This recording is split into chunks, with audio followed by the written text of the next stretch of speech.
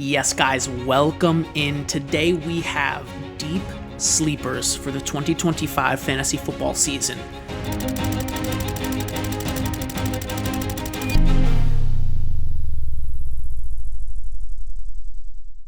In years past, we've seen random, undrafted waiver wire players like James Robinson, Sam Laporta, Puka Nacua, right, in years past, come out of nowhere and be complete difference makers. So for 2025, I'm going to give you 6 or 7 names today. Some players who are most likely on waivers in your league, if you've already drafted, or they're going undrafted if you are still to draft. Check these names out, guys. So the first player is Kyle Manangai, and we have been all over Kyle Manangai all offseason. If there is one player who is like my number one actual undrafted deep sleeper, it is Kyle Manangai. Ben Johnson earlier this offseason quoted as saying he's a guy we're going to be able to trust this fall. That was in the middle of the summer. So they knew Manangai was making the roster well before there was even a discussion about it. Last year in Detroit, Montgomery and Gibbs, when they were both healthy in those games, combined for 35 backfield chances each week on average. So that means some weeks there were 40, some weeks there were 30, okay, on average. Now, DeAndre Swift is clearly the running back one in Chicago, but I think this is a backfield and an offense where there's going to be 2 running backs who are fantasy football relevant. I do think Kyle Manangai is the second guy. The competition is Roschon Johnson. He was injured for the majority of preseason. Manangai also dealt with a little bit of an injury, but ended up coming back before Johnson and missed less time. And when we saw Manangai in preseason, he just was absolutely dominating. I mean, running people over. He could have a 2022, I believe the year was, Jamal Williams-esque season. Moving on to the next guy. We do have Troy Franklin. Now, this chart here is courtesy of RotoViz, guys. Check out RotoViz. Literally the best in the business for all advanced stats, all fun things like that. Great articles. They are my number one source for advanced statistics, extended reading, projections, things like that. RotoViz, guys. So this is from RotoViz. They actually highlighted Troy Franklin as well as a deep sleeper, a breakout candidate at the wide receiver position. Now, we look at Franklin compared to Marvin Harrison, Malik Neighbors, Rome Odunze, Brian Thomas Jr. We love all of those players, right? The overall score for Franklin, okay, when you add up production, athleticism, the 40s, 10-yard splits, vertical jump, broad jump, all of that stuff, his overall score is an 83. A guy like Odunze, 95, highest on this list. You have Neighbors at 94, Harrison at 90, Brian Thomas at 89, okay? But the production score, Troy Franklin actually had higher production than Brian Thomas, and again, this is all coming out of college. Athleticism, Troy Franklin's a bit more similar to Marvin Harrison, not quite on the Brian Thomas Jr. level here of 96. All right, but there's a lot of things to love here with Troy Franklin. He is comparable to these second-year wide receivers, and the majority of them were very good in their first year. Even Rome Odunze was good his first year, okay? So my point is, starting with Troy Franklin, comparable physically, production-wise, to a lot of these second-year wide receivers we like. And we're all over second-year wide receivers because wide receivers make the biggest leap from year 1 to year 2 in routes run, expected points, and obviously fantasy points scored. There is data and facts to support that. And we've seen Troy Franklin already dominate this preseason. Had 4 catches, 67 yards, and 2 tutties versus Arizona. I believe it was in the second game they played. And then shortly after that, Devon Vele was traded. So I think Franklin actually complements Courtland Sutton better than Pat Bryant. So we could see Troy Franklin really be the perfect wide receiver too for Sutton. All right, and again, shout out RotoViz for this data here. Feel free to go back, pause the video, take a look at this chart. It's pretty interesting. Troy Franklin is by no means better than BTJ, Odunze, Neighbors, and Harrison, but he's very comparable to things we look for. All right. Next guy at the tight end position. Now, a lot of my subscribers, a lot of people are drafting Travis Kelce, David Njoku, Tyler Warren, Colston Loveland, and starting them week 1. I would actually advise, sure, maybe do that, but if you get one of those players, they're a little riskier for whatever reason it is. If it's Njoku, it's because of Fannin. If it's Kelce, it's because of his age. If it's Warren or Loveland, it's because they're rookies. If you get one of those tight ends, go ahead and pick up Brenton Strange late in your drafts. Another name is Chigakonkwo, but we'll talk about Strange. Now, last year, in the Buccaneers offense with Liam Cohen. Kate Otten was very good, a very usable tight end. I'm sure you guys remember that.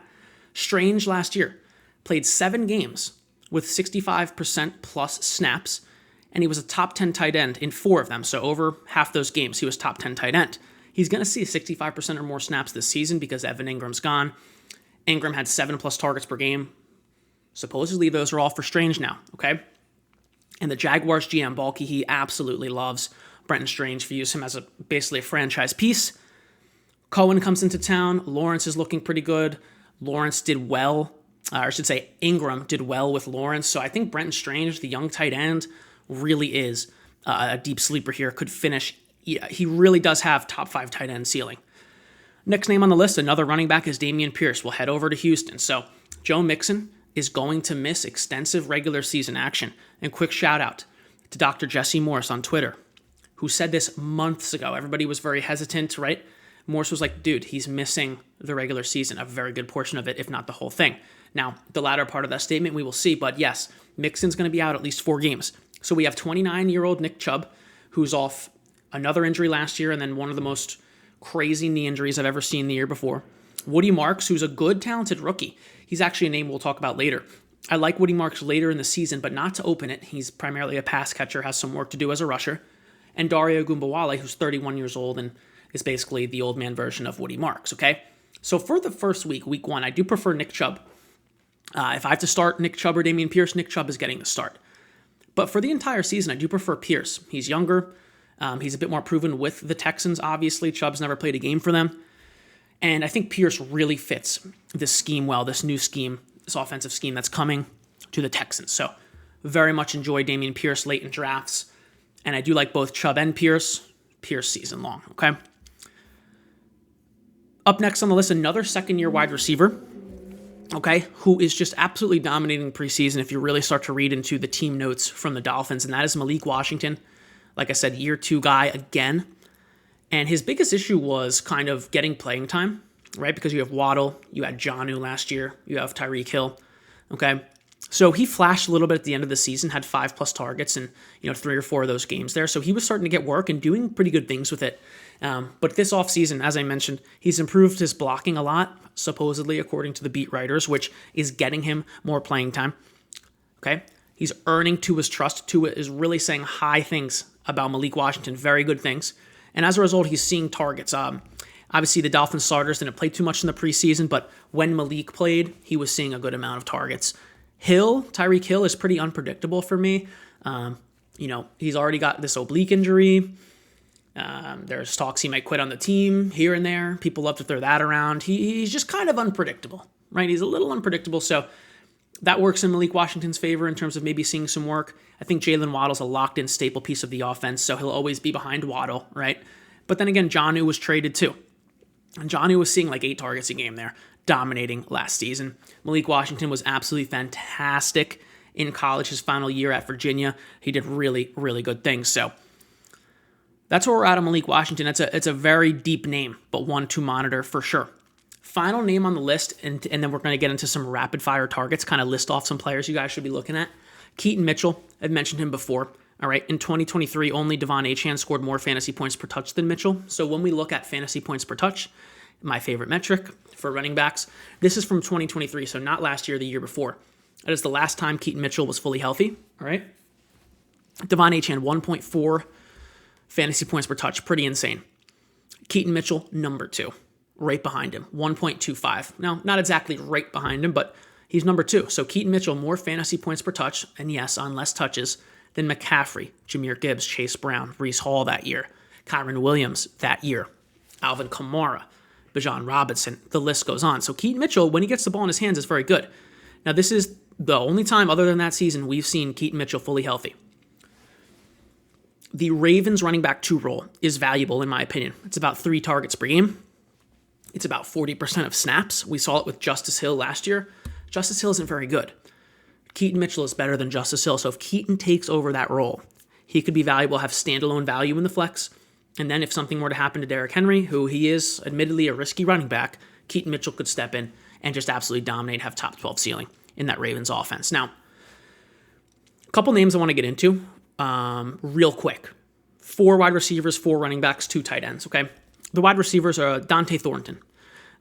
Players that have ran his 40 time, which was pretty fast, and are the height and weight of Thornton, include Calvin Johnson and DK Metcalf. That's it. So from a physical perspective, he is a monster. Jacoby Myers wants out of the Raiders. Obviously, we have Brock Bowers, but I think it's a realistic situation where Thornton is the number 1 target earner on that team by the end of the season, other than Brock Bowers.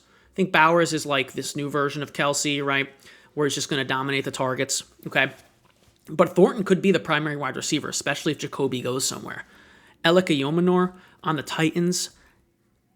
I'm not scared of Tyler Lockett as the wide receiver 2 for Cam Ward. Ayomanor is going to step in there eventually, if not week 1, work alongside Calvin Ridley, who at times can be unpredictable as well. So, again, the ceiling for Ayomanor is top 15 this year. That is the ceiling, the absolute best case scenario. Isaac Tesla for the Lions. We've seen in years past where Tim Patrick was kind of valuable. You could throw him in there, that 3rd wide receiver for the Lions, whoever it is, in a pretty good matchup, highest over-under of the week type of thing. Tesla kind of takes that place now, and he's a rookie, very talented. They're trading away wide receivers, so he is clearly the wide receiver 3. It's a valuable role. He could have standalone flex value. And then, if anything happens to St. Brown, Jameson Williams, who's been unpredictable the past few years, Tesla is starting to get into high-end flex range.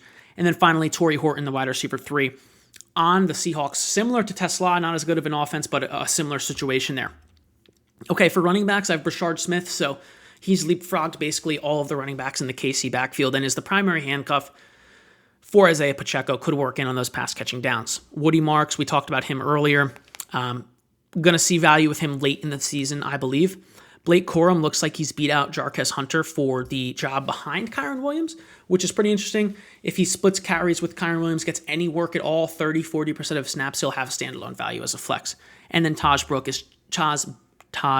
Brooks, my goodness, is Chase Brown's primary handcuff over any other running back in that backfield because Taj Brooks has that 3-down skill set. He is a rookie. He is explosive.